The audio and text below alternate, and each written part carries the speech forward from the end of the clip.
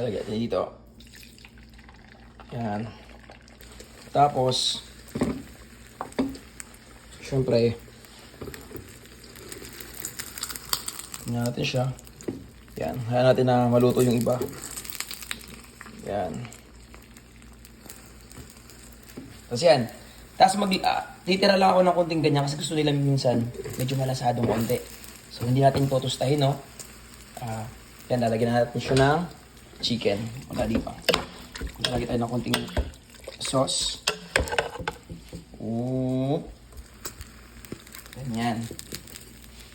Yan, tapos transfer natin dito.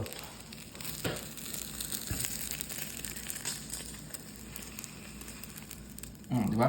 Medyo nasunog pa nga ng konti. Unlike dito, yan. Diba? Dito medyo natusta. Pero okay lang. Goods pa rin